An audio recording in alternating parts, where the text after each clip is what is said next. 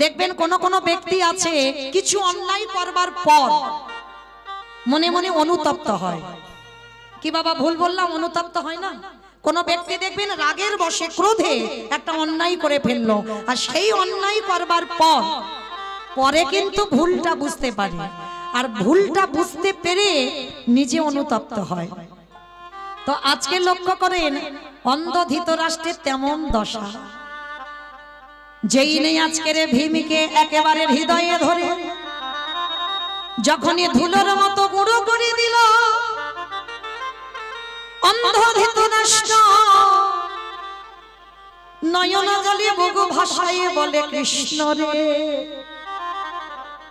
আমি অন্যায় করেছি, আমি ভুল করেছি, আমি বুঝতে পারিনি। আমি রাগের মাথায় আমি যখন শুনলাম আমার 100টা ছেলে একটা একটা করে মারা যাচ্ছে, তখনই আমি রাগের মাথায় সংকল্প নিয়েছিলাম যে নিজের হাতে আমি ওই ভীমকে বধ করব। আমারে ভগবান মৃদু হেসে বললেন, জেঠু গো, এই জগতের সংসার মাঝে কার মনের ভিতরে কি চলছে এটা জগতে কেউ জানে না, ওটাই আমি ছাড়া আর কেউ বোঝে না। ও জেঠু, কে বলেছে তোমায় তুমি ভীমকে মেরেছো? কখনো তুমি মারোনি। না কৃষ্ণ, আমি নিজের হাতে ওকে বুকে চেপে ধরে মেরেছি।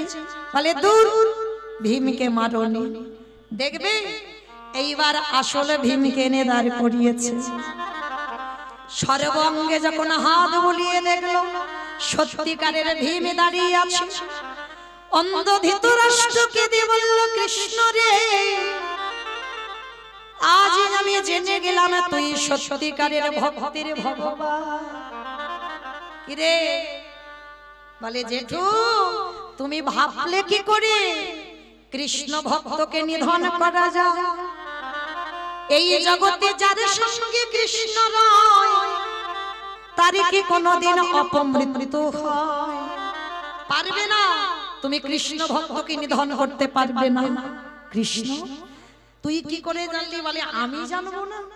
তুমি মনে মনে যখনই সংকল্প করলে আমি আগে থেকে জানতে পেরে গেছি তুমি আজকের ভীমকে বধ করবে। জেঠু, ওই জন্য আগে থেকে আমি একটা লোহার ভীম বানিয়ে রেখেছিলাম, আর আমি জানতাম তুমি ক্রোধ সামলাতে পারবে না, ওই রাগে তুমি ভীমকে হত্যা করবে। ওই জন্য তোমার সামনে আমি লোহার ভীম দাঁড় করিয়েছি। এইবারে ধৃতরাষ্ট্র কাঁদে আরে বলে, কৃষ্ণ রে, তোর কাছে আমার নিবেদন রইল। কি নিবেদন? কৃষ্ণ, একটা জিনিস তোর কাছে চাইবো, তুই দিবি। কি চাও জেঠু? ক্ষণকালের জন্য, ক্ষণ সময়ের জন্য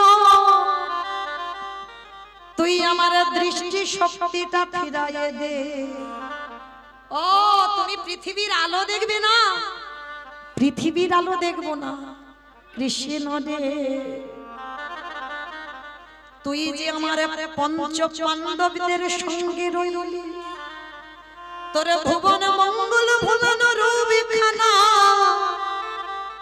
আমি একবার নয়ন ভরে দেখতে চাই। জেঠু, তুমি ওই রূপ দেখবার জন্য তুমি দৃষ্টি চাইছো, যেই না করুণার হাত বুলাইয়ে দিল, সঙ্গে সঙ্গে দৃষ্টি শক্তি ফিরে পেল।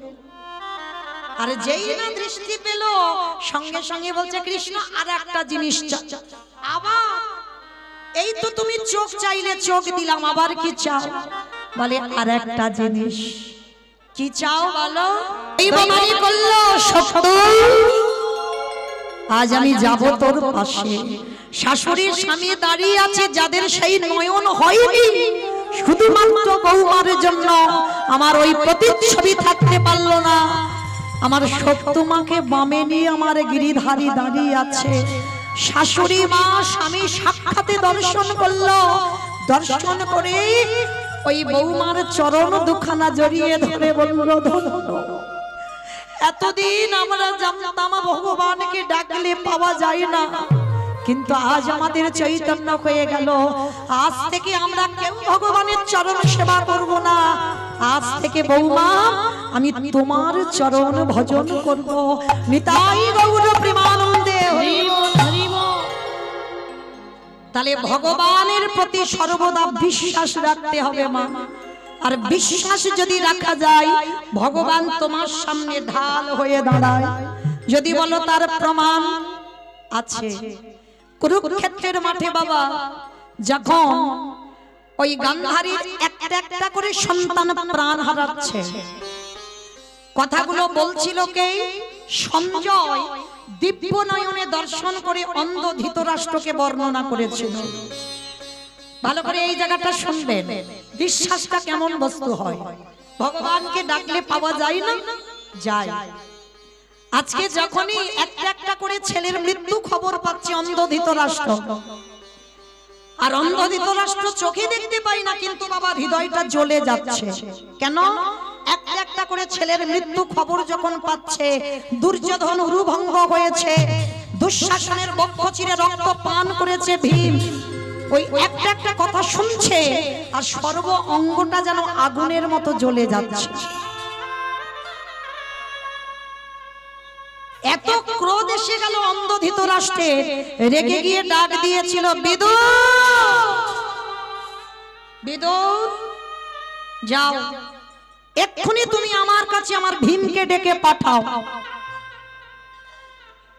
যেই না বিদুরকে খবর দিয়েছে, বিদুর গিয়ে খবর দিল, সঙ্গে সঙ্গে বাবা পঞ্চ পাণ্ডব এসে হাজির। শুধু ভীম একা নয়, প্রথমে যুধিষ্ঠির মহারাজ যখনই এসেছে, চোখে তো দেখতে পায় না ধৃতরাষ্ট্র, সর্বাঙ্গে হাত বুলিয়ে দেখছে এ তো ভীম নয়, কিন্তু সে তো ভীমকে খুঁজে বেড়াচ্ছে, ভীম কই? তো ভীম যখন পাশে দাঁড়িয়ে আছে, যুধিষ্ঠির বলছে, জেঠু আমি এসেছি। বলে, তোমাকে তুমি ডাকিনি, আমার ভীমকে এক্ষুনি চাই।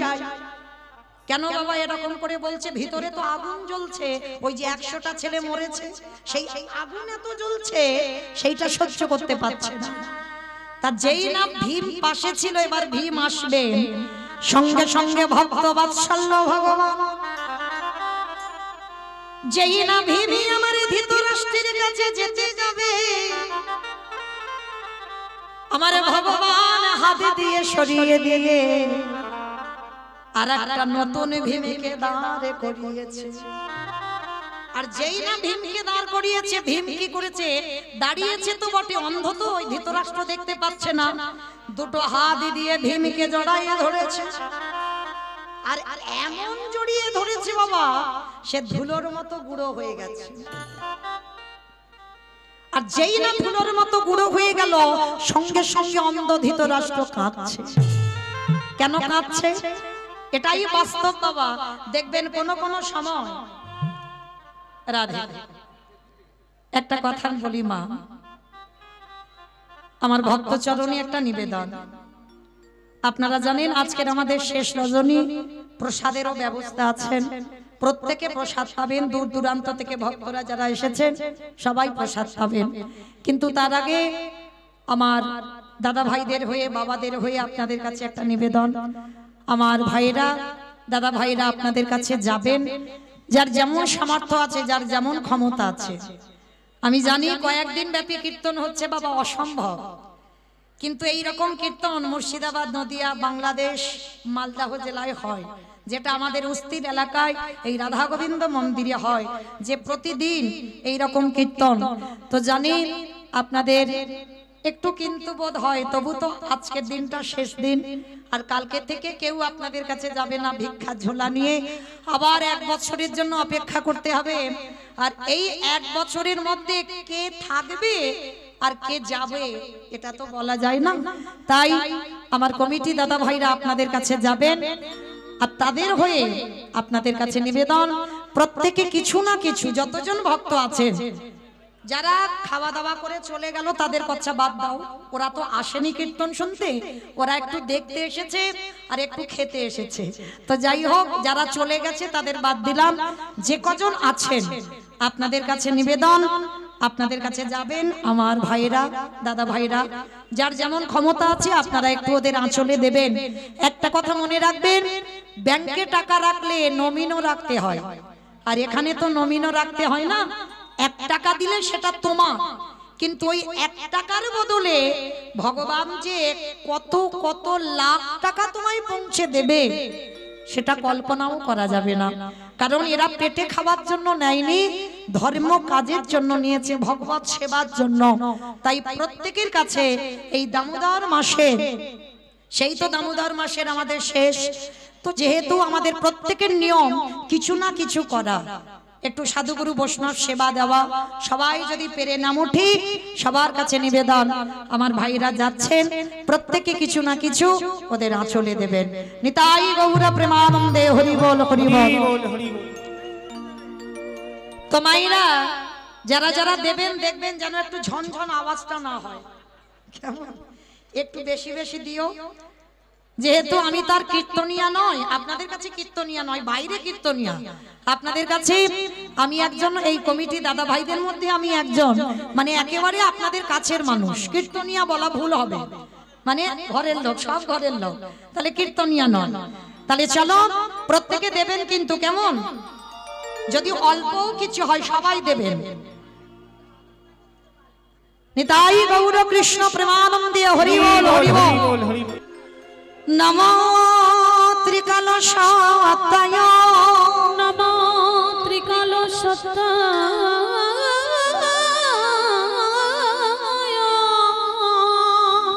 জগন্নাথ সুতায় চ, জগন্নাথ সুতায় চ, সগোত্রায় সভিত্রায় সকলত্রায়তে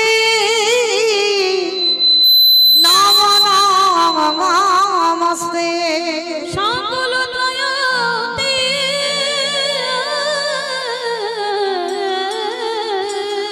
এটা একটু মিটটা কমাও, এটা নমো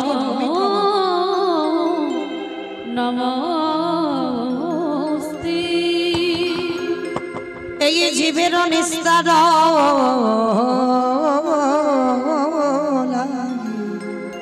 নিস্তার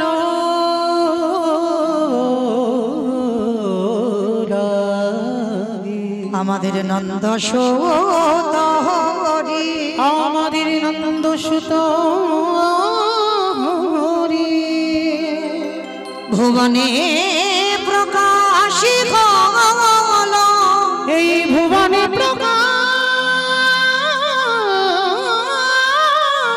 হলো আমাদের গুরু রূপ ধরি, আমাদের গুরু রূপ ধরি,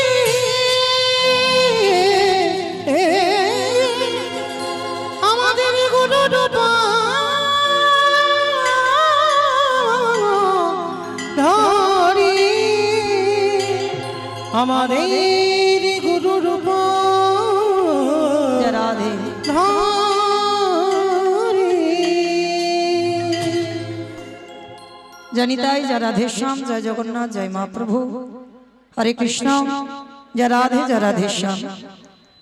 সমবেত শুধু কৃষ্ণ অনুরাগী, গৌর অনুরাগী, মাতৃমণ্ডলী, পিতৃমণ্ডলী, আহুত অনাহুত ভাগত এই গ্রামবাসী বৃন্দ, যারা আমার রাধা গোবিন্দের, যারা আমার গৌর নিতাই রাতুল চরণ আশ্রয় গ্রহণ করেছেন, তাহাদের সবাকার চরণে রইল আমার কোটি কোটি দণ্ডবত।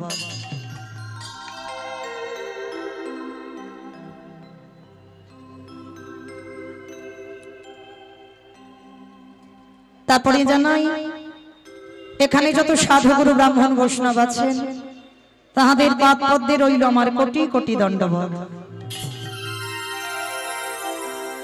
তারপরে জানাই মাগো, আমি আমার পিতামাতার চরণে, আমার শিক্ষাগুরু দীক্ষাগুরুর চরণে অনন্ত কোটি কোটি দণ্ডবত প্রণাম।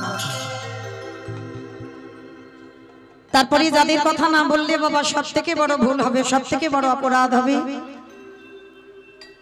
আজকের এই যে বাবা আমাদের অস্থি রাস উৎসব, রাধা গোবিন্দ মন্দির প্রাঙ্গণে এত সুন্দর হরিবাসরটা সাজিয়েছে কয়েকদিন ব্যাপী, যাদের উদ্যোগে, যাদের ঐক্রান্তিক প্রচেষ্টায় আজকের মহতী নাম যজ্ঞানুষ্ঠান।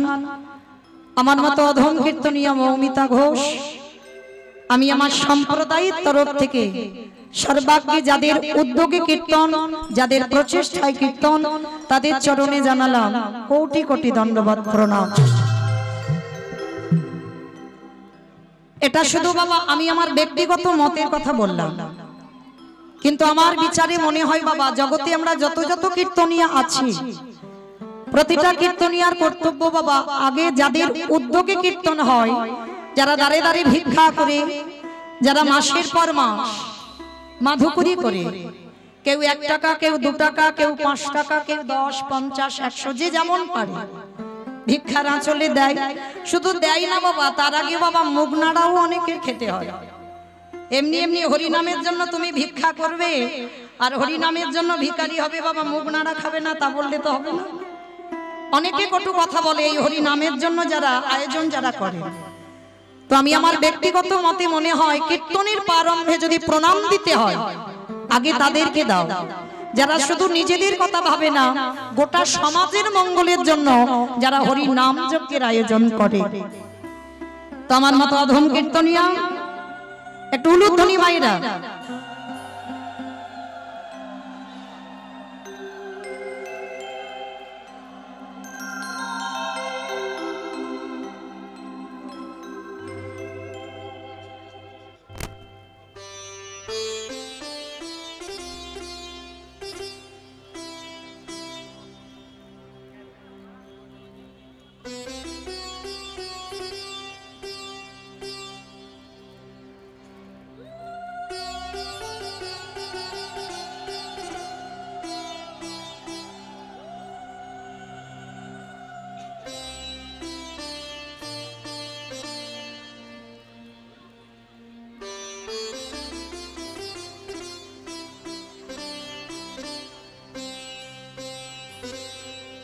নিতাই গৌর কৃষ্ণ প্রেমানন্দে হরি বল হরি বল হরি বল। তাহলে কীর্তনের প্রারম্ভে বাবা আগে যদি প্রণাম দিতে হয় তাদেরকে দাও যারা মাধুকরী করে হরি নামের আয়োজন করে। কেন? এই যে কীর্তনের প্রারম্ভে বাবা মানে কীর্তনের শুরুতে আগে যাদের উদ্যোগে কীর্তন তাদেরকে প্রণাম দিলাম কেন? তার একটাই মাত্র কারণ, তারা জেনেছে, তারা বুঝেছে বাবা এটা কলিযুগ। আর এই কলিযুগে যাগযজ্ঞ নয়, ব্রত পূজা নয়, ধ্যান তপস্যা নয়, এই কলির মানুষের মুক্তির পথ হবে একটাই। চৈতন্য মহাপ্রভু বললেন কেউ যদি ধ্যান তপস্যা না করে তাতে অসুবিধা হবে না, কেউ যদি যজ্ঞ অনুষ্ঠান না করে তাতে অসুবিধা হবে না, কেউ যদি বাবা পুজো অর্চনা না করে, করলে ভালো, তুমি যদি না করো তাতে খুব একটা অসুবিধা হবে না। কিন্তু কলির মানুষকে একটাই পদ অবলম্বন করতে হবে, সেটা কি? হরির নাম হরির নাম হরির নামৈব কেবলম কলকাস্তে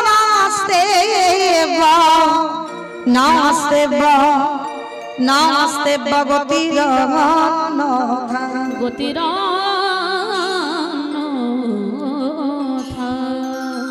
কলির মানুষের হরিনাম ছাড়া কোনো গতি নাই, কোনো গতি নাই, কোনো গতি নাই।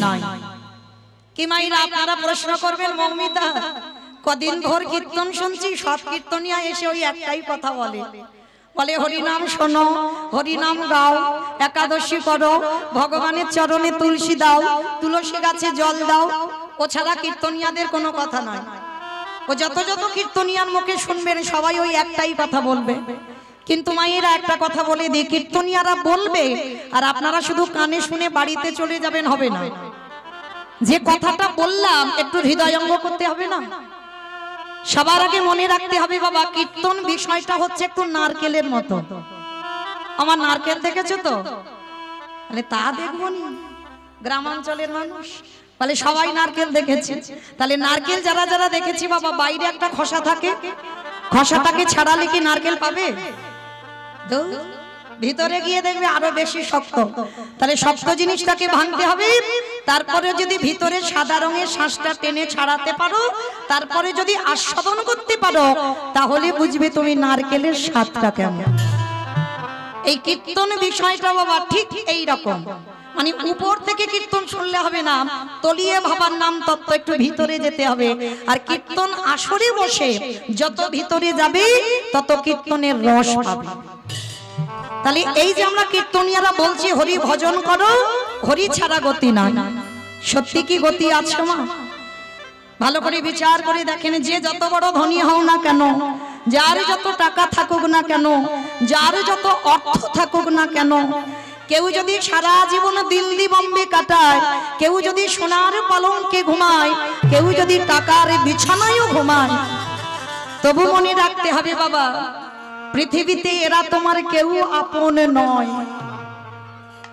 যারা এখানে গীতা ভাগবত জ্ঞানী বসেছেন, যারা গ্রন্থ পড়েন বা গ্রন্থ শোনেন, তারা জীবনে বলবে না সব আমার আমার আমার, ছেলে আমারে, মেয়ে আমারে, জায়গায় আমারে, জমি আমারে, বৈভব আমারে, বন্ধু। কিন্তু মনে রেখো ভাই, মাসে যদি বেজে যায় পড়ে থাকবে সরকারি খামার। এসেছো একা, তুমি যাবে একা। যেদিন এসেছিলে মা সংসারে, তোমার পরনে কেউ কিছু দিয়ে আনেনি, আর যেদিনে তুমি সংসার ছেড়ে চলে যাবে, এই সংসার তোমাকে পরনে একটা কিছু দিয়ে পাঠাবে না। তাহলে এসেছো খালি হাতে, যাবে তুমি খালি হাতে। আলেকজান্ডারের মতো ব্যক্তি বাবা যতদিন বেঁচে ছিল 2 হাত দিয়ে রোজগার করেছে, কিছু অর্থের অভাব ছিল না। কিন্তু সেই আলেকজান্ডার মরার আগে বলে গেল যে আমার মৃত্যুর পর আমার দেহটাকে যখন কফিনের বাক্সে করে নিয়ে যাবে, আমার এই কফিনের বাক্স থেকে 2টো হাত যেন বের করে দেওয়া হয়। সবাই প্রশ্ন করেছিল কেন? বলে আমি আলেকজান্ডার হয়ে জগৎকে দেখাতে চাই, ওরে জগৎ এসেছিলাম খালি হাতে, যেদিনে চলে যাচ্ছে সেদিনও খালি হাতে। কটা দিনের জন্য আমার আমার করে কৃষ্ণ ভজন ভুলে গেলাম, কৃষ্ণ সাধনা করলাম না। কিন্তু প্রত্যেকে বলে এলাম কৃষ্ণ ভজিবার তরে সংসারে আয়ন, মিছে মায়ায় বদ্ধ হয়ে বৃক্ষ সম হইল। প্রত্যেকে বললাম কৃষ্ণ দাস হব, আর জগতে এসে হলাম মায়ার দাস। কিন্তু মা চরণ ধরে বলে যায় শেষের দিনে আমাদের কেউ সাথী হবে না। যারা যারা এখানে যাদের যাদের দেখছো সব অনিত্য, আজকে তোমার আছে, কালকের অন্য কারোর হবে। তাহলে নিত্য বস্তু যদি থাকতে হয় সেটা হলো আমার গৌর গোবিন্দ চরণ, আর ওই 2টো চরণে ছাড়া পৃথিবীতে তোমার আপন কেউ নয়। তাহলে যা যদি অনিত্য হয়, তাহলে কিসের এত মায়ামোহ সংসার? মনে রেখো ভাই, শেষের দিনে তোমার কর্মফল সাথী হবে। বাবা এই পৃথিবীতে কর্মফল কাউকে ছাড়বে না। না ছেড়েছে মহাভারতে পিতামহ ভীষ্মকে, যে পিতামহ ভীষ্মের ইচ্ছা মৃত্যু ছিল।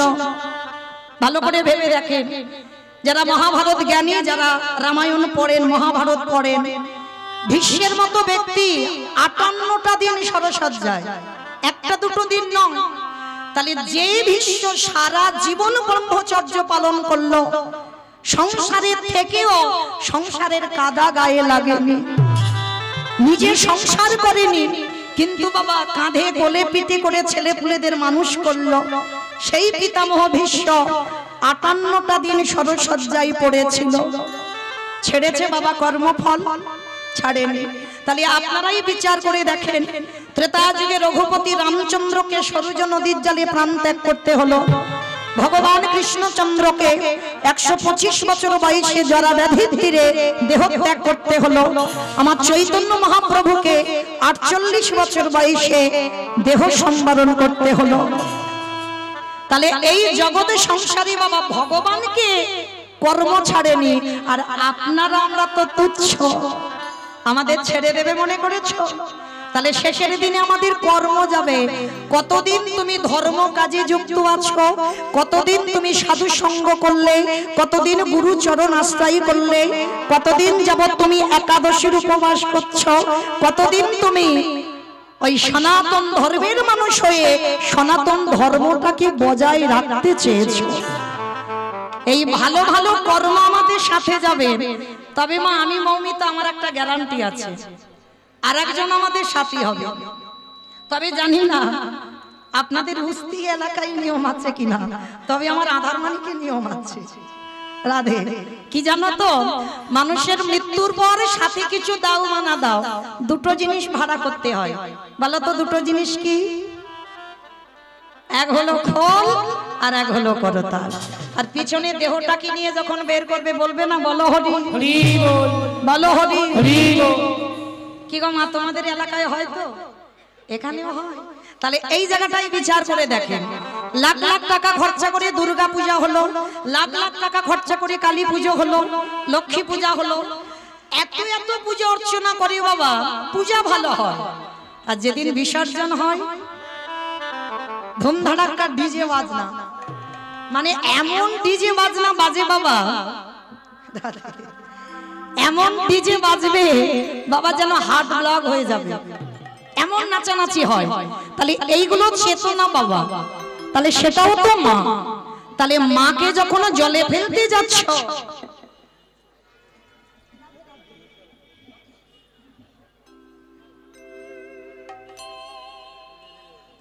উলুধ্বনি উলুধ্বনি।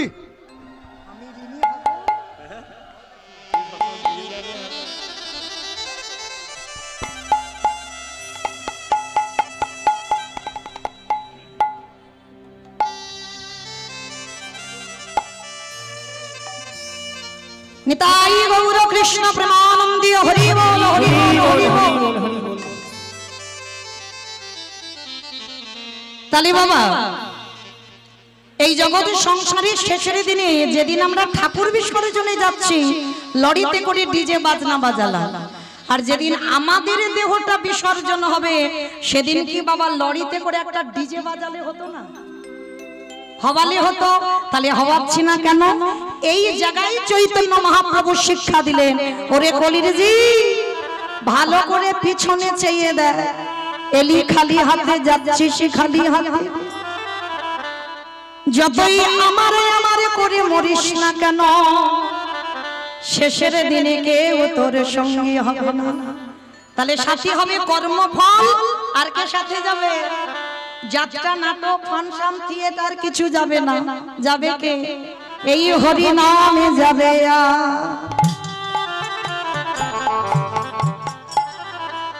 আমাদের পছা দেখো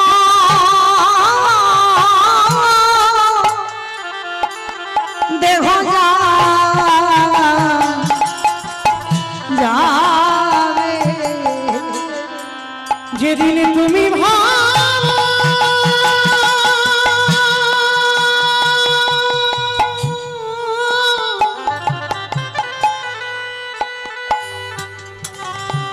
যেদিন তুমি ভাবো বাবা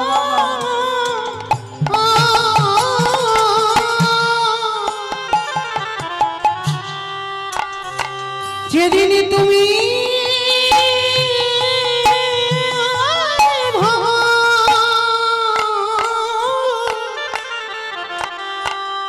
ওই ভাব পাটে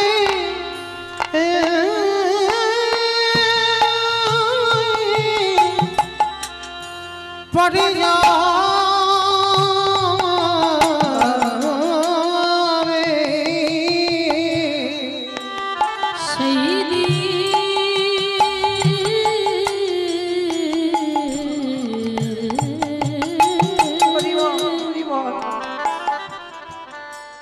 সেই দিনে নামে যাবে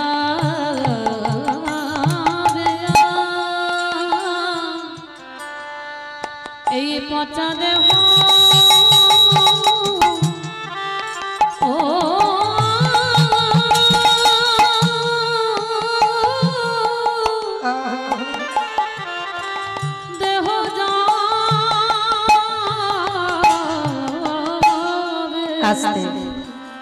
তাহলে চলেন আজকে আমরা সবাই যাব শ্রীধাম নদিয়া নবদ্বীপ ধাম। কি মাইরা নদিয়াতে না গেলে বাবা কীর্তন হবে না।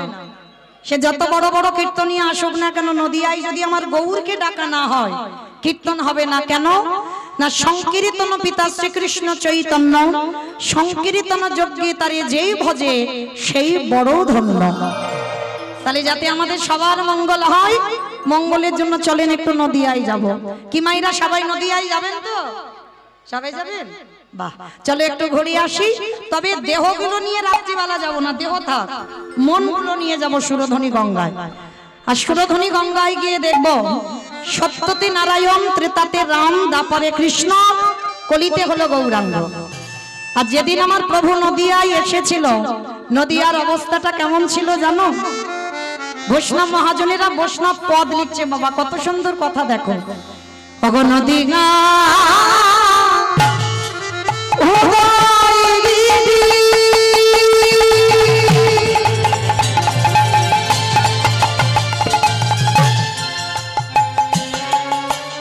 পূর্ণ চন্দ্র গোবর খাদি ওই নদীরা উদয়গিরি। আস্তে আগে একটু কথা বলেনি মা, ঝগড়া করতে গেলে প্রথমে করে নেওয়া ভালো, আর মাঝ রাস্তায় গিয়ে তো মারামারি হয়ে যাবে। তাহলে আগে করে নি। এই কীর্তন শুনতে গেলে আমার প্রভুর জন্য একটু কাজকর্ম করতে হয়। আর বিশেষ করে আপনারা জানেন তো, এখনো কিন্তু দামোদর ব্রতর মাসে বসে আছে, বড় ধন্যাতি ধন্য মাস। তাহলে এই ধন্যাতি ধন্য মাসে কীর্তন আসরে বসে প্রভুর জন্য কর্ম করব। সে কর্মগুলো কেমন হবে? বসে বসে ঘুমাতে হবে। দূর, আজকে শেষ দিন, কালকে থেকে কেউ জ্বালাবে না। তাহলে আজকের ঘুমাবে না। তিনটে ধ্বনি, শঙ্কর ধ্বনি, উলুর ধ্বনি। আর যাদের যাদের হাতগুলো এসেছে না, আজকের হাত এসেছে, কারণ আজকের ওই যে খিচুড়ি প্রসাদ আছে, আজ এসেছে। কই দেখি যাদের যাদের হাত এসেছে একবার দেখাও। নিতাই গৌর প্রেমানন্দে হরি হরি বল, হরি বল। বেশ, কই দেখি আবার একটু উলুর ধ্বনি দিয়ে দেখান দেখি। আজ নদিয়া উদয়গিরি আমার গোনারি গোনা গোনা গোনা গোনারি।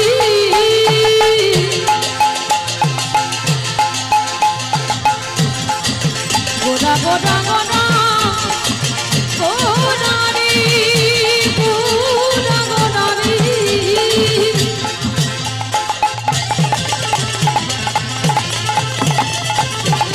ওই নদীয়ার চাঁদ করা আমার প্রাণী নিতাই গৌর প্রেমানন্দে হরি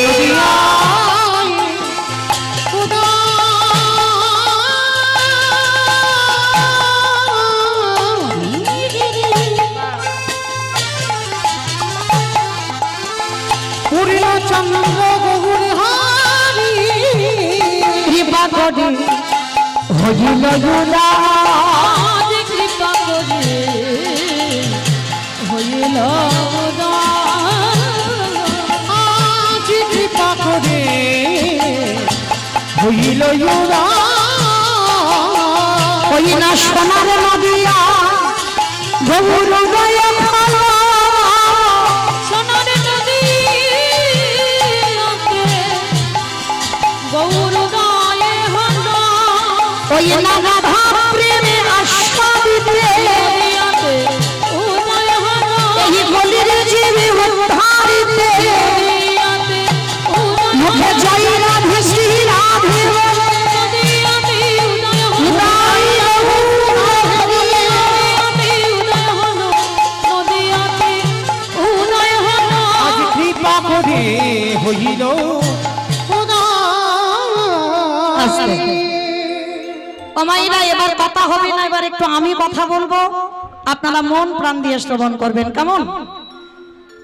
এই যে নদিয়ার মাটিতে আমার চৈতন্য মহাপ্রভু যুগ ধর্ম প্রবর্তক নাম সংকীর্তন, চারি ভাব ভক্তি দিয়া নাচাই ভুবন। আপনি ভক্ত ভাব করি অঙ্গীকার, আপনি না করলে ধর্ম জীবের শিখানো না যায়। আপনি আচরি ধর্মজীবেরই শিখায়, এই তো সিদ্ধান্ত গীতা ভাগবতে গায়। এই মতো কলিকালে প্রথম সন্ধ্যায় অবতীর্ণ হলেন কৃষ্ণ আপনি নদিয়ায়। নিতাই গৌর হরি বল হরি বল হরি বল।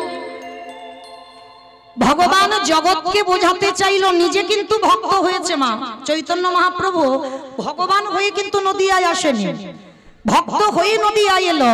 আর ভক্ত হয়ে নদিয়ায় এসে নিজে ভক্ত হয়ে সমাজকে শেখালো, ওরে কলির জীব, আমি বিশ্বের স্রষ্টা মালিক ভগবান হয়ে আমি যে কর্ম করছি তোরা আমাকে দেখে শেখ। এই চৈতন্য মহাপ্রভুর বাবা শেষ সময়টা কোথায় ছিল জানো? অনেকে গেছেন কিন্তু বুঝতে পারেন না। আস্তে আস্তে কথা নয়, যে জায়গাটা ছিল বাবা জগন্নাথ ধাম, শ্রীক্ষেত্র, লীলাচল। আচ্ছা ভাইরা একবার হাত তুলে দেখান তো কতজন জগন্নাথ ধাম, পুরী ধাম গেছেন? ওরে বাবা, মানে সবাই মোটামুটি চলে গেলাম।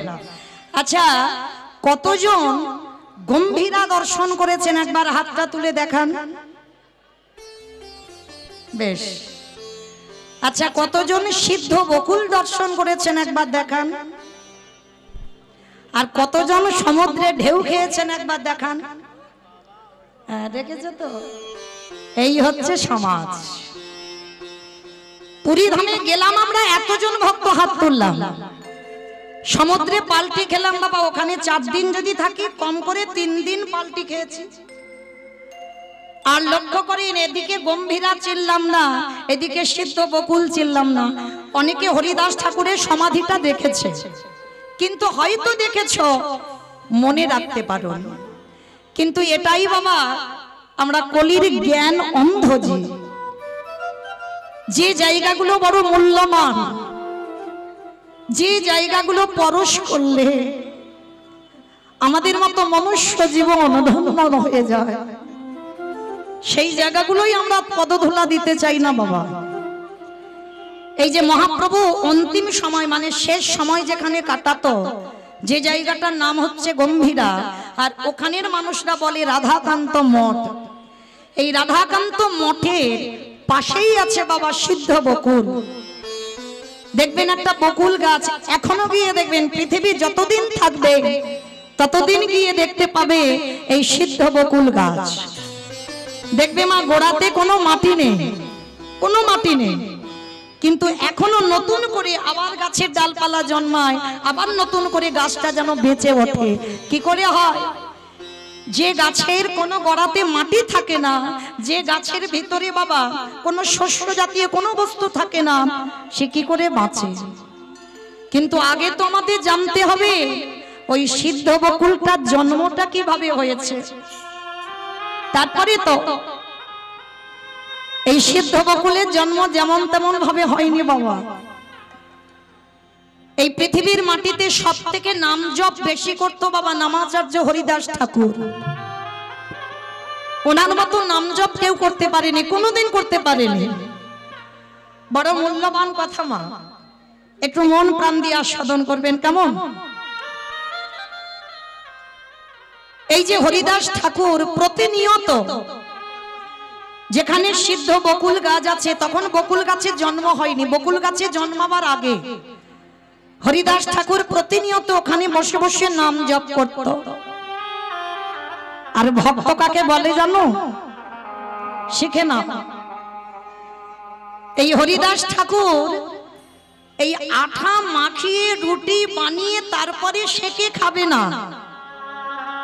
হরিদাস ঠাকুর এমনই একজন ভক্ত ছিল, মনে মনে ভাবতো গৌর হরি, সেই তো ওই আঠাটা গিয়ে পেটেতে গলে যাবে, তাহলে কিসের জন্য আমি এত পরিশ্রম করে আমাকে রুটি বানাতে হবে? তার থেকে যদি আমি গ্লাসে আঠাটা গুলে খেয়ে নিই, তাতে তো আমার সময় নষ্ট হবে না, আর ততক্ষণে তো আমার নাম জপটা হবে। ভাবতে পারছেন মা? রুটি বানাতে টাইম লাগবে, নাম জপের সংখ্যা কমে যাবে, ওই জন্য গ্লাসে করে আঠা গুলে রোজ খেয়ে নেয়। একদিন আমার ভগবানের অন্তরে বড় ব্যথা লাগলো। ভক্ত আমার নাম জপ করবার জন্য রুটি বানাচ্ছে না, শুধুমাত্র গ্লাসে আটা গুলে খেয়ে নেয়। এত বড় ভক্ত আমার। যাই, মহাপ্রভু গম্ভীরা থেকে এসে হরিদাসকে হৃদয়ে নিয়ে বলছে, হরিদাস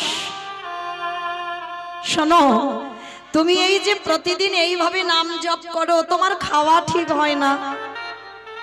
শোনো, আজকে থেকে তোমার খাবারের চিন্তা করতে হবে না, আজকে থেকে তোমার খাবারের চিন্তা আমি করব। ও হে গৌর হরি, এই জগতের সংসারের মাঝে আমার মতো পাপী, আমার মতো অধম হে জগতে আর কেউ না। গৌর হরি, তুমি আমার জন্য খাবার দেবে প্রতিদিন? বলে হ্যাঁ, যে আমাকে চাই তারই আমি চাই, যে আমারে না চাই আমি তারে না চাই। এই জগতের সংসারের মাঝে আমার চরণে যে জন দেহ মন প্রাণ সমর্পণ করে, এই পৃথিবীতে তার হয়ে যদি কেউ না থাকে, আমি ভগবান হয়ে তার যে জনে কৃষ্ণ বলি হরি বল, হরি বল, হরি বল।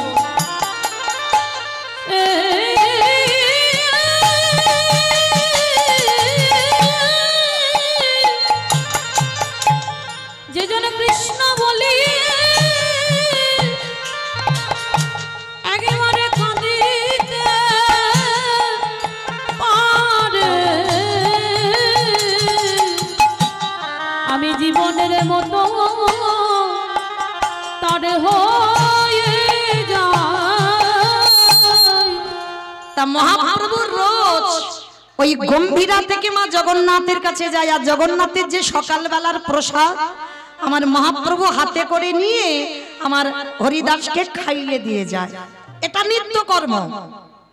তো আজকের আমার মহাপ্রভু জগন্নাথের কাছে গেল, আর জগন্নাথের কাছে যেতে কি প্রসাদী পেয়েছে জানো? জগন্নাথ ওই বকুল গাছের কাঠি দিয়ে দাঁতন করে, প্রতিদিন বকুল গাছের কাঠি দিয়ে দাঁত মাজে জগন্নাথ। আর আজকে সকালবেলা আমার মহাপ্রভুর হাতে ওই বকুল গাছের কাঠিটা পড়েছে। মহাপ্রভু বকুল গাছের কাঠিটা নিয়ে ভাবে, ওরে ভক্ত রে, আজ তোকে ভালো মতো কিছু দেবার মতো কিছু পেলাম না, তাহলে বকুল গাছের কাঠিটা যখন পেলাম, এটাই আজকে তুই প্রসাদী পাবি। মহাপ্রভু এসে হরিদাসকে বলছে, হরিদাস, ও হরিদাস এইদিকে এসো। প্রভু আমায় ডাকছিলে? শোনো হরিদাস, আজকের আমার জগন্নাথ তোমার জন্য প্রসাদী দিয়েছে। বলে প্রভু কি দিয়েছে দেখি একবার। যেই না হাতে করে নিয়েছে না, দেখে না বাবা একটা বকুল গাছের কাঠি, বকুল গাছের কাঠিটা নিয়ে বলছে, হরিদাস আজকে তুমি এইটুকু প্রসাদ পাওয়ার কিছু জোটেনি তোমার জন্য। বলে ঠিক আছে প্রভু, এটা তো মহাপ্রসাদ, কারণ এটা জগন্নাথই প্রসাদী করেছি, তারপরে তুমি একটু পেয়েছো, তারপরে আমি পাবো। আর অনেকটা বড় কাঠি তো বাবা, অর্ধেকটা হরিদাস ঠাকুর সেবা করেছে আর অর্ধেকটা রেখে দিয়েছে। আর অত বড় কাঠিটা সেবা করতে পারিনি, অর্ধেকটা রেখে দিয়ে ওই যেখানে বসে বসে নাম জপ করছিল ওই সামনে বাবা মাটিতে বকুল গাছের কাঠিটা পুঁতে দিয়েছে। আর বকুল গাছের কাঠিটা পুঁতে দিয়ে হরিদাস ঠাকুর বসে বসে নাম করছে। আর এত রোদ, ওই রোদ যখন আমার হরিদাসের অঙ্গে পড়ছে না, সর্ব অঙ্গ দিয়ে বাবা যেন ঘাম ঝরে ঝরে পড়ছে, এতটা গরম, এত তাপ হয়েছে। তা প্রভু আমার ওই গম্ভীরায় আর থাকতে পারছি না। ভক্তের কষ্ট হচ্ছে না। ও মায়েরা, আমরা বলি আমরা জগতে কত কষ্ট পাই, আমার ভগবান নাকি কষ্ট পায় না। কিন্তু একটা কথা মনে রেখো, ভক্ত যত না কষ্ট পায় তার থেকে হাজার হাজার গুণে বেশি আমার ভগবান কষ্ট পায়। কারণ তিনি ভক্তাধীন, ভক্তির অধীনে থাকেন। প্রতিটা ভক্তির মধ্যে আমার ভগবান বিরাজ করে। তোমার ভগবান এত কষ্ট পাচ্ছে হরিদাসের নাম জপ দেখে, তাই এসে বাবা জগন্নাথ আর থাকতে পারেন। মন্দির থেকে এসে ওই এত রোদে বসে আছে, আমার জগন্নাথে পরশ করেছে। কোথায় গো? ওই যে বকুল গাছের কাঠিটা মাটিতে পুঁতে দিল, ওই যখনই বকুল গাছকে পরশ করলো, সঙ্গে সঙ্গে মা একেবারে ডালপালা গাছ হয়ে একেবারে হরিদাসকে আচ্ছাদন করে আছে। মহাপ্রভু সকালবেলা এসে দেখে না হরিদাস গাছের তলায় বসে। মহাপ্রভু দেখা মাত্র চমকে উঠে, হরিদাস কি কাল আমি দেখে গেলাম এখানে কোনো গাছ ছিল না, আর আজকে রাতারাতির মধ্যে এত বড় গাছ হয়ে গেল কি করে? হরিদাসের চরণ দুখানা জড়াইয়ে ধরে বলে, গৌরেখে এই যে গাছ দেখছো এটা তো সাধারণ গাছ নয়। আমার মন্দিরের জগন্নাথ কৃপা করে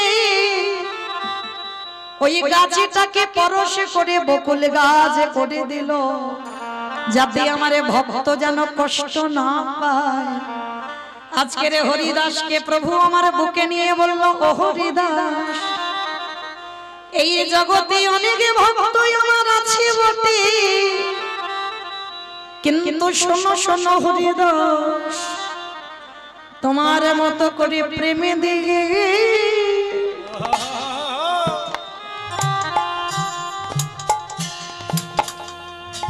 প্রেমে দিয়ে আমায় কেহ না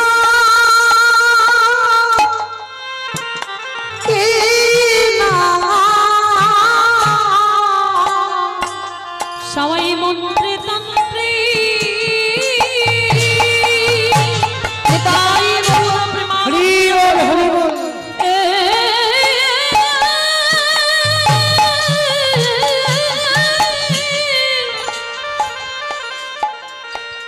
সবাই মন্ত্রে তন্ত্রে ডাকে মাতে,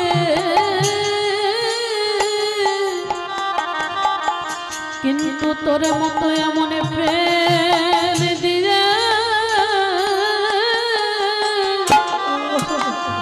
না কেউ ডাকে না। সেই হরিদাসের যখন যাবার সময় হলো, হরিদাস বললেন, গৌরকে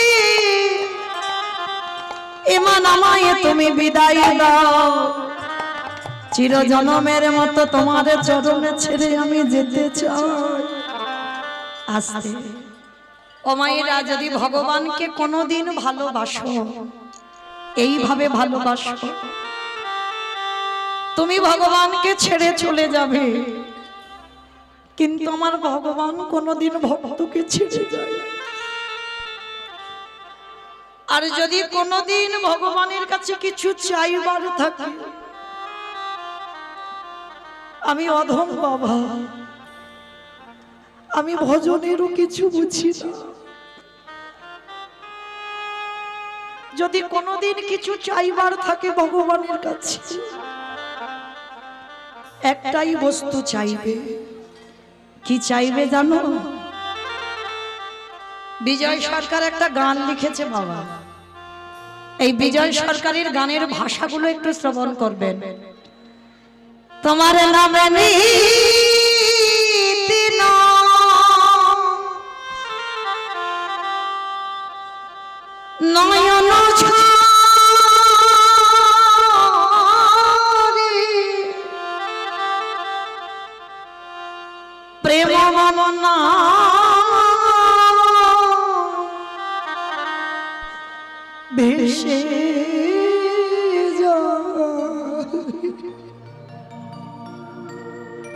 দয়া তুমি চিরকাল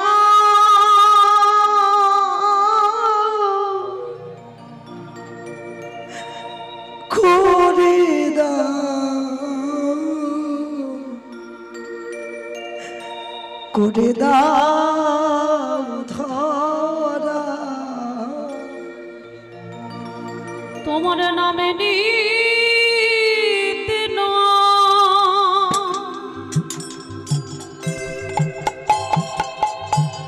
নয়ন ঝরে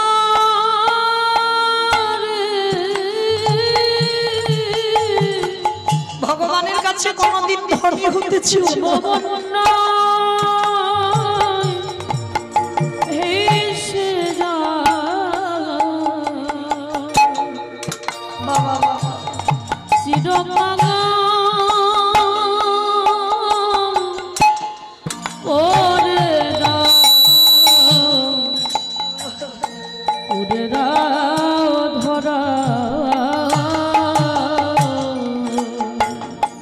মায়েরা এই ভাষাটা একটু শ্রবণ করবেন। বিজয় সরকার কি বলছে, আবার যদি আসি দয়া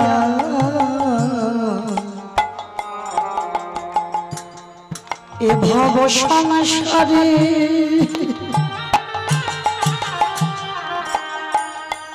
যেন কৃষ্ণ ভক্ত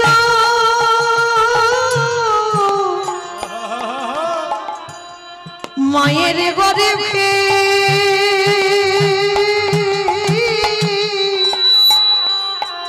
জনম দিও মোরে। আবার যদি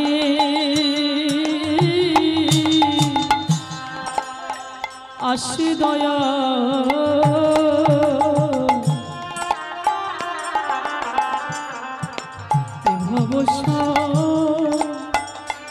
সারে যেন কৃষ্ণ ভক্তি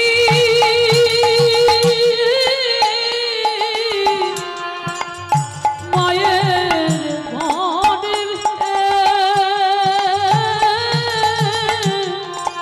জনম দিও মোরে অগমছি হয়ে দয়াল আমি সুচি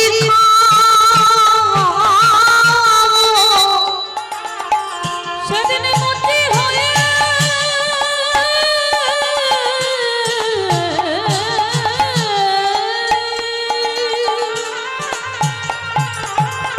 দয়াল মতি হয়ে আমি সুচি হব আমার মনে যদি অনুরাগী হব চিরকাল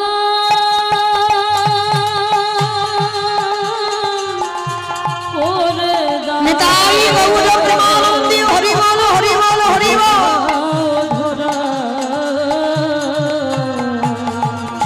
আস্তে তাহলে মায়েরা ভগবানের কাছে যদি কোনোদিন কিছু চাইতে হয় ভগবানের কাছে এটাই চেও যে সারা জীবন যেন আমি কাঙালি হতে পারি। ও মায়েরা মনে রেখো, একটা নারী পারে তার সংসারটা পরিবর্তন করতে, একটা পুরুষ নয়। সংসার সুখের হয় পুরুষের গুণে, পুরুষের গুণে, রমণীর গুণে। এটা আমার কথা নয়, এটা ক্ষণর বচন, তাই না? সংসার সুখের হয় রমণীর গুণে। কিন্তু মা একটা কথা বলি, এই যে রমণীর গুণ, এই নারীর কথা বলতে গিয়ে একটা কথা মনে পড়ে গেল, একটু মন দিয়ে শুনবে। একটা মেয়ে না জন্মাবার আগে থেকে মাতৃজঠরে থাকা থেকে বাবা তারা প্রসাদ পায়। আর প্রসাদ ভোজি মানে বোঝো তো মা, ভগবানকে নিবেদন করে প্রসাদ পায়। তা মেয়েটা যখন জন্মালো মামার আদর করে তার নাম রেখেছিল শক্তমা। মেয়েটার নাম রেখেছিল শক্তমা। আর ছোটবেলা থেকে বাবা গীতা পাঠ, ভাগবত পাঠ, প্রসাদ সেবা এছাড়া মেয়েটা কিছু জানতো না। কিন্তু তার কপালটা এমনই একটা ছিল, ভগবান এমন করে দিল বড় হবার পরে যে ঘরে বিয়ে দেওয়া হলো তারা বাবা একেবারে ঘোর নাস্তে। প্রসাদ তো দূরের কথা, ভগবানের মানে নাম কীর্তন তো শোনে না, পুজো অর্চনা বাড়িতে হয় না, নিরামিষ আহার হয় না, সর্বদা আমিষ আহার, আর সর্বদা যেন একটা সংসারের মধ্যে তামসিক ভাব। কিন্তু সপ্তমা ছোটবেলা থেকে মা এমন করে তৈরি করেছে, শ্বশুর বাড়িতে গিয়ে এত কষ্ট, একটা দিনের জন্য কিন্তু বাপের বাড়ি বলেনি যে মা আমার এত কষ্ট। কেমন নারী দেখো। আর সেই মেয়েটা প্রতিদিন ওই নির্যাতনের মধ্যে থাকে, যে জন্ম থেকে প্রসাদ পায়, সে যদি শ্বশুর বাড়িতে গিয়ে বাবা ওই মাছ মাংস এগুলো পেতে হয়, তাহলে সেই মেয়েটার কত কষ্ট হয়। একটা দিনের জন্য বাপের বাড়ি বলেনি, শুধু একটাই প্রতিজ্ঞা ছিল, দয়াময় আমি কি পারবো না কোনদিন আমার এই পরিবারটাকে আমি কৃষ্ণ ভক্তের পরিবার করতে? আমি কি পারবো না যে স্বামী কোনোদিন কৃষ্ণ চরণে বসে না, যে স্বামী কোনোদিন হরি বাসরে যায় না, যে স্বামী কোনোদিন ভাগবত আসরে যায় না, আমি কি পারবো না এই পরিবারটাকে কৃষ্ণ ভক্ত করতে? সর্বদা মনে মনে কাঁদে, কিন্তু ঠাকুর ভক্ত নেই। ওই একটা কৃষ্ণের প্রতিচ্ছবি ছিল, তার কাছে বসেই কাঁদে। কিন্তু জানো মা, একদিন হঠাৎ দুপুরবেলা বাসনগুলো মাজছে, আর হঠাৎ কতকগুলো বৈষ্ণব ঠাকুর ওই খোল করতাল বাজিয়ে বাজিয়ে বলে যাচ্ছে, শোনো শোনো, এক সপ্তাহ ওই পাশের গ্রামে ভাগবত হবে, যদি তোমরা কেউ পারো তো ভাগবত শুনতে এসো। তো সপ্তমা বাসন মাজতে মাজতে বাসনগুলো রেখে দিয়েছে, ছুটতে ছুটতে শাশুড়ি মার কাছে গেছে, মা ও মা, মা আমি তো জীবনে তোমার কাছে কিছু চাইনি, আজ আমি তোমার কাছে একটা জিনিস চাইবো, তুমি দেবে? যেই না বলেছে একটা জিনিস চাইবো দেবে, শাশুড়ি মা তো সব সময় বাবা সে শাশুড়ি নয় তো শ্বাস উড়িয়ে দেয়। সব শাশুড়ি শাশুড়ি হয় না, এক একটা শাশুড়ি আছে বাবা কথাবার্তা এমন বলবে তোমার শ্বাস উড়ে চলে যাবে, তা সেরকম একজন শাশুড়ি। আর সপ্তমা সবে বিয়ে হয়েছে তো, আর সবে বিয়ে হলে মেয়েরা কেমন হয়, শাশুড়ি মার কাছে হাত জোড়ে করে বলছে, ও মামা পাশের গ্রামে ভাগবত হবে, একটু যাব শুনতে। সঙ্গে সঙ্গে শাশুড়ি মা রেগে গিয়ে বললেন, অপদার্থ, এত বড় স্পর্ধা, তুই আমার ঘরের বউ হয়ে তুই কিনা রাতের অন্ধকারে ওই বাইরে যাবি ভাগবত শুনতে? আসো ছেলে এক্ষুনি এলে আমি ছেলেকে বলবো, আর ছেলেকে বললে তোর ব্যবস্থা করবে। সঙ্গে সঙ্গে মা তো ছেলের কানে লাগালো, আর যখনই স্বামী তো সে স্বামীও ছিল না, একেবারে আসামি। যেই না শুনেছে বউ যাবে ভাগবত শুনতে, সঙ্গে সঙ্গে ওই বেতের বাড়িটা নিয়ে বউকে বেতটা ধা, দূর হয়ে যা, বেরিয়ে যা, গিরিধর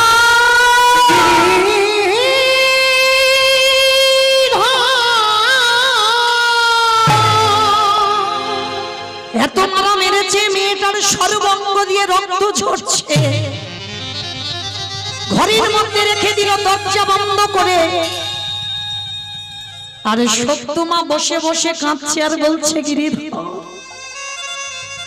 ছোটবেলা থেকে তোমার নাম ভালোবেসেছি, ছোটবেলা থেকে তোমার এই ভাগবত পাঠ গীতা পাঠ এতেই আমার জন্ম, কিন্তু এমন ঘরে তুমি আমার সংসার করিয়ে দিলে যে বাড়িতে কৃষ্ণ নাম বলা যায় না, কৃষ্ণ নাম শোনাও যায় না। এত কান্না কাঁদছে না সারা রাত, আর বাইরে থেকে শাশুড়ি দরজা বন্ধ করে দিয়েছে। ও মায়েরা, ডাকার মতো যদি ডাকা যায় সে কি থাকতে পারে মন্দিরে? পাথর রূপী ত্যাগ করে দিয়ে শাশুড়ি মার রূপ ধারণ করেছে আমার গিরিধর। আর শাশুড়ি মার রূপ ধারণ করে দরজা বাইরে থেকে খুলে আজ সপ্তমার কাছে গিয়ে বলছে, বৌমা, বৌমা। চমকে উঠেছে, কে কি আমায় এমন করে বৌমা বৌমা বলে ডাকলো? বৌমা, সর্ব অঙ্গে আমার ভগবান শাশুড়ি হয়েছে, ওটা কিন্তু শাশুড়ি নয়, ভগবান শাশুড়ির রূপ ধরে এসেছে, সর্বাঙ্গে হাত বুলিয়ে দিল। পরশমণি পাথরের নাম শুনেছ মা? লোহাতে ঠেকালে লোহা সোনা হয়ে যায়। আর আমার গোবিন্দ পরশমণির থেকে আরো মূল্যবান। কোন ভক্তির অঙ্গ যদি পরশ করে, তার অঙ্গটা সোনার থেকে আরো দামি হয়ে যায়।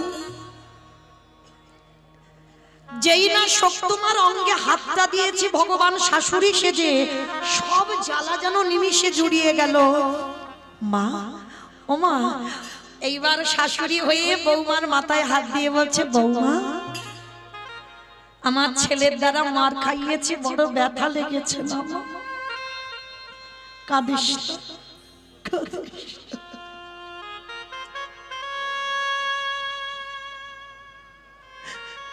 যা, এতক্ষণে আমার ছেলে ঘুমিয়ে পড়েছে, আমি নিজে দরজা খুলে দিচ্ছি, যা তুই একটু ভাগবত শুনে আয়।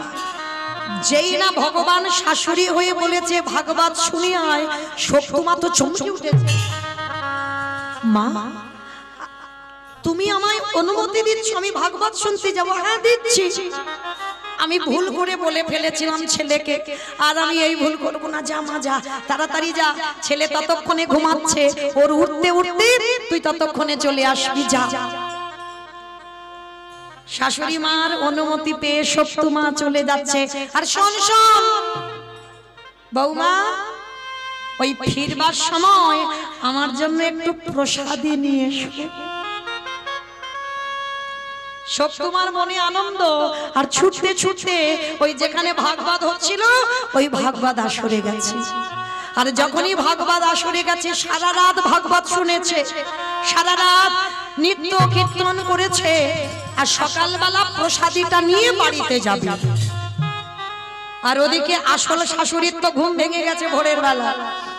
আর ঘুম ভেঙে গিয়ে দেখে না বৌমার দরজা খোলা, আর বাইরের দরজা খোলা, বৌমা গেছে ভাগবত শুনতে। এইবার আছে কোথায়?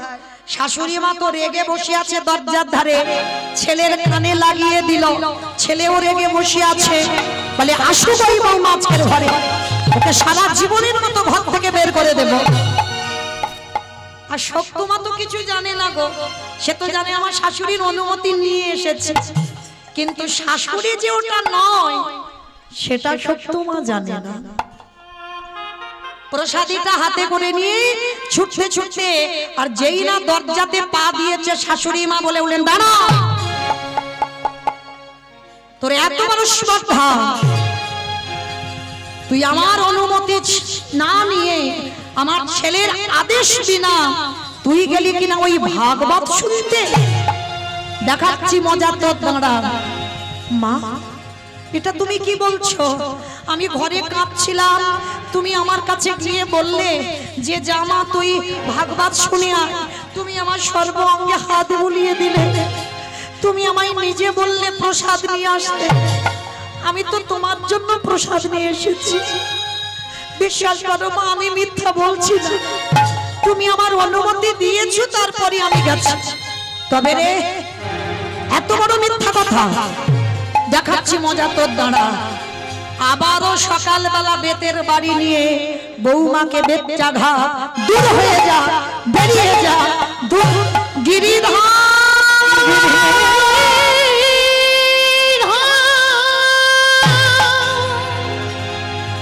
একেবারে দেখো, ওকে বের করে দে, দেখো না, বের করে দে।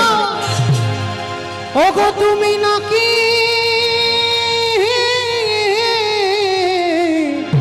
ভক্তে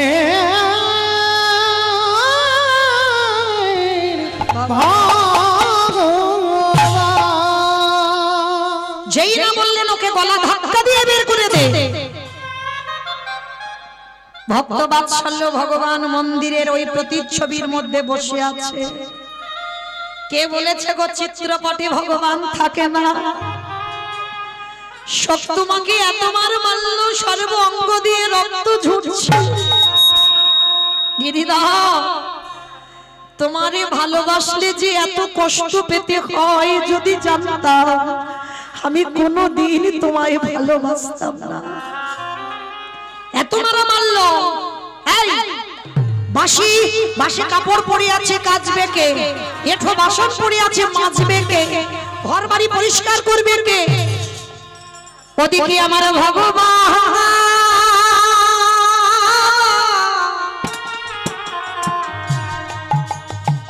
আজ ভক্তের হয়ে নিজে এঠো বাসন মেজে দিল। ভক্তের হয়ে ভগবান বাসি কাপড়ে কেচে দিল। ভক্তের হয়ে ভগবান আজ দেখো নিজের হাতে ওই ঘর দেওয়া মুছে দিল। সেরে ভক্তের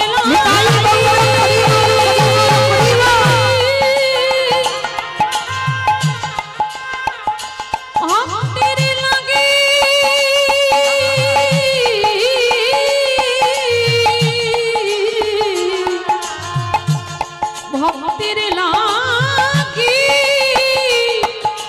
সব করিতে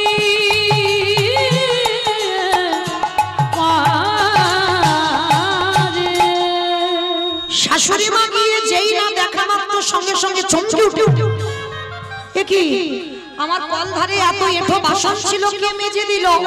আমার বাসি কাপড়গুলোকে ছাদে পরিষ্কার করে ধুয়ে দিল? ঘর বাড়ি কে ঝাড়ু দিয়ে মুছে দিল? সঙ্গে সঙ্গে সব তোমার আর বুঝতে দেরি হলো না। গিরিধর আমি বুঝতে পেরেছি কাল রাত